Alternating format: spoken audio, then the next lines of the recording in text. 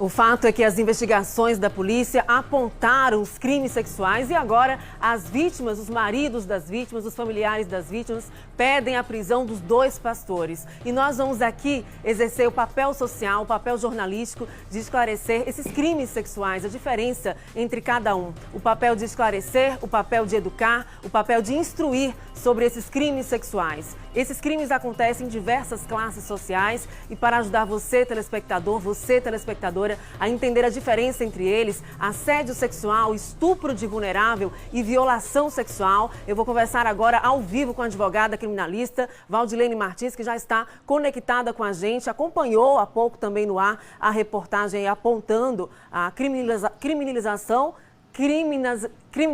desses dois pastores, perdão. Bom dia, Valdilene. Eu gostaria que a senhora começasse explicando a diferença mesmo entre esses três crimes, começando pelo assédio sexual. Bom dia.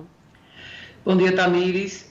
Bom dia a todas as pessoas que compõem a equipe da TV Atalaia, nossos telespectadores e telespectadores. Bem, como você bem disse, né, o papel do jornalismo é esclarecer. Então, o assédio sexual, ele consiste primeiro detalhe, tem que ter uma hierarquia entre as pessoas, né? Uma ascendência. Aquela pessoa que assedia, o assediador, tem que ser superior hierarquicamente ou ser visto como tal, né? Então, um chefe, um professor, um líder religioso é visto como uma pessoa superior àquela que é a vítima. Então, daquela forma manipuladora, a pessoa busca, né, constrange buscando benefícios sexuais. Então, o assédio consiste nisso. E muitas vezes, quando é no trabalho que o predador não consegue o êxito, isso se transforma depois num assédio moral. Então, essa parte é o assédio sexual. Tem que existir um entendimento de que a pessoa que assedia é superior e que a vítima é subordinada, e por isso que muitas vezes a pessoa logra êxito. Valdilene, a violação sexual mediante... Só um instante, em relação ao assédio sexual, trazendo para a realidade desse caso dos pastores da Igreja Quadrangular, o Lucas Abreu e também o pastor Luiz Antônio. No caso do assédio sexual, o fato deles estarem como líderes religiosos, como pessoas que estão ali conduzindo a palavra de Deus, é assim que se configura? Explique melhor nesse contexto agora desse fato.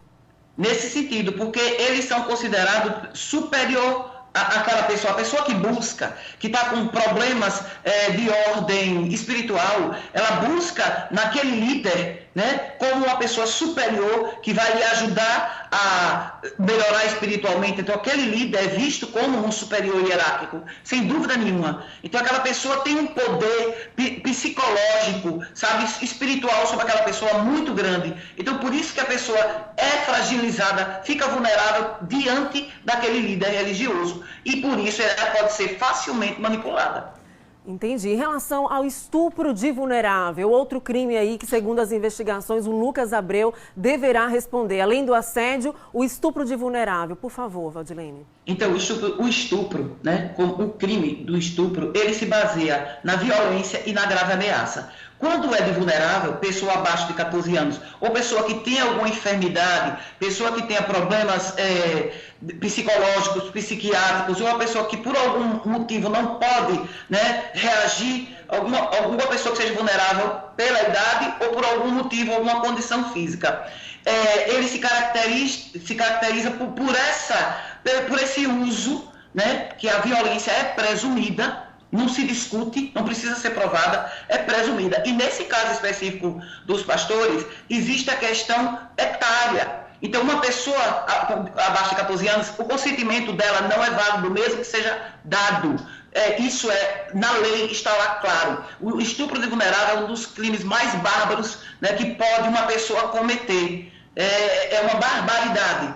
É um dos piores crimes que nós temos no nosso Código Penal. Valdilene, em relação à violência presumida, essa expressão que a senhora citou agora, vamos explicá-la melhor para os telespectadores. Ela não precisa ser provada, porque pelo fato da pessoa ser menor de 14 anos, do consentimento não ser válido, juridicamente, legalmente, a violência é presumida, porque a pessoa vem como sendo uma pessoa mais velha, uma pessoa adulta, e manipula aquela pessoa e força, literalmente, a pessoa a praticar aquele ato libidinoso ou aquela conjunção carnal mesmo que se a pessoa querer, a pessoa fica sem reação. E mesmo que a pessoa de 14 anos diga que está ok, a pessoa adulta, né, que age de acordo com a lei, jamais praticaria um ato com uma pessoa menor de 14 anos. Então a questão da presunção é essa. Em relação à violação sexual, o pastor Luiz Antônio, ele foi enquadrado, tipificado nesse crime de violação sexual. O que seria, por favor? Então, a violação sexual mediante fraude, ela tem base justamente na fraude, né? É aquele arrudeio que se faz, aquela manipulação, aquele ato enganoso de má-fé, com o intuito de ludibriar o discernimento da pessoa que já está, no caso em tela, abalada espiritualmente, uma pessoa que está vulnerabilizada espiritualmente. Então aquela pessoa é manipulada e, em princípio, se ela disse sim e se ela foi, olha, o que as pessoas precisam entender, em qualquer desses casos, excetuando o caso de menores, a pessoa sendo adulta, o que a pessoa precisa entender é assim: pode sim a pessoa ter praticado aquele ato em algum momento porque quis. A partir do momento que a pessoa diz não, é não. E se não tem um consenso, é crime. Então, a violação sexual mediante fraude,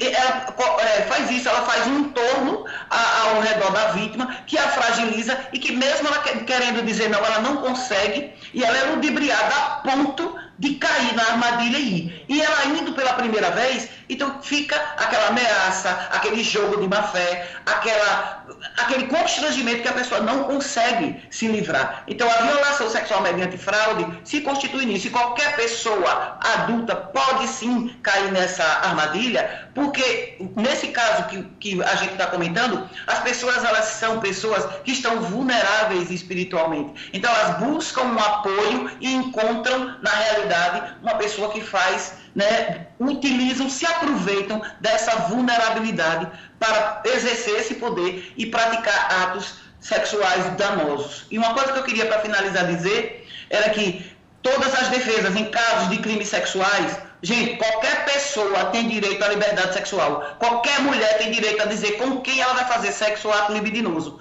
Ela, independente de quem ela seja. E quando ela diz não, é não, inclusive para o marido. Né, para o marido. E a defesa dos réus tem que se ater à tese de defesa dos réus e não a menosprezar, a depreciar e a degradar a honra e a moral das vítimas, porque degradar a honra e a moral das vítimas não é tese de defesa, é tese machista. Então a gente tem que se ater a isso, aos fatos. Fez, não fez, se fez, tem que pagar pelo que fez. E as pessoas têm que denunciar, como a delegada disse. Tem que denunciar o quanto antes. Tem que denunciar. E bastou uma mulher denunciar para surgir uma série de mulheres denunciando. Como a gente acabou de acompanhar na reportagem, houve até escuta de vítimas de outros estados também que estiveram ali compondo as investigações da polícia. Agora, o detalhe também que a gente acompanhou na reportagem da Aline Aragão é que o advogado de acusação, ele pede que o pastor Luiz Antônio seja enquadrado no crime de estupro. Houve alguma mudança de 2009 para cá em relação a essa lei, porque o advogado questiona o fato dele não ter sido enquadrado no crime de estupro? Sim, o estupro, antes, só quem podia ser vítima de estupro era a mulher, né? E tinha outros tipos penais que, por exemplo, o sexo anal não era embutido no estupro. Hoje em dia não, qualquer pessoa do gênero masculino ou feminino pode ser vítima de estupro, e para ter estupro não precisa ter a penetração vaginal e também a pessoa não precisa ser virgem, como no passado já foi existido, né? Já existiu, já foi exigido. Então, a pessoa que pratica qualquer ato libidinoso, sexo oral ou sexo anal ou sexo vaginal, sem o consentimento daquela outra parte, está praticando estupro, sim. Mesmo que em algum momento aquele ato tenha sido permitido, primeiramente foi permitido uma vez ou duas vezes, na vez que a pessoa diz não, se ele foi praticado, é estupro. Não importa se a pessoa já tinha uma relação, não importa se a pessoa já era habituada a fazer isso com aquele parceiro, não importa. No momento do não, tudo que vem depois do não é crime. É crime. Veio depois do não, é crime. É isso que tem que ficar claro. O jornalismo da TV Atalaia foi quem propagou as primeiras denúncias. Nós trouxemos aqui os primeiros casos em relação aos pastores Luiz Antônio e Lucas Abreu. E agora, qual a expectativa da senhora, como advogada criminalista, que pleiteia nessa causa aí de violência contra a mulher, de conscientização das mulheres em relação ao seu direito de defesa, ao seu direito de dizer não, ao direito de ser protegida? Qual a expectativa? Como a senhora espera que o Ministério Público haja a partir de agora?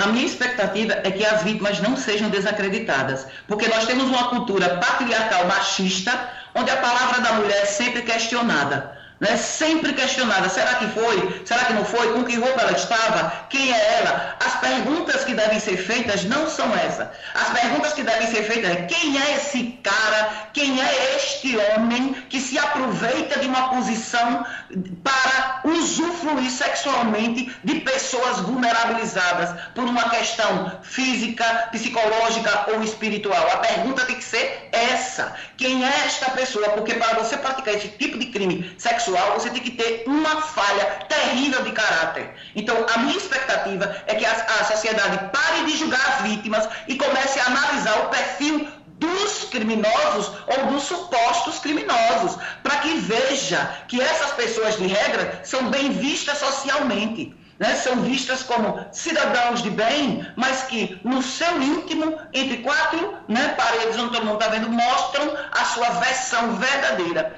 E as vítimas não podem ser julgadas e condenadas porque denunciaram. E as mulheres se encorajem, denunciem. Vale a pena enfrentar todo o julgamento social, você denunciando, do que você ficar calada, padecendo, sofrendo como muitas sofrem, né, com depressão, com tendência suicida, com automutilação, por conta dessas barbaridades que são cometidas por homens sem caráter. E aqui é bom que se frise que os homens não são todos iguais. Por isso que os homens que não são assim têm que se levantar contra esses homens que praticam esse tipo de crime, que é o pior tipo de crime, é câncer social. Homens que praticam esse tipo de crime são predadores, como o advogado disse, e precisam ser retirados do convívio social. E os predadores sexuais, geralmente, eles não modificam, né? Há uma tendência de repetir aquele crime, como foi dito pelo advogado. Muito obrigada, Valdilene Martins, pelos esclarecimentos. São esclarecimentos baseados na lei, são esclarecimentos baseados nos direitos das mulheres, são esclarecimentos que devem cada vez mais vir à tona, e é nosso papel aqui encorajar as mulheres a denunciarem sim. E é papel dos órgãos apoiar essas mulheres, é papel da polícia ouvi-las, é papel da Justiça, do Ministério Público estarem à frente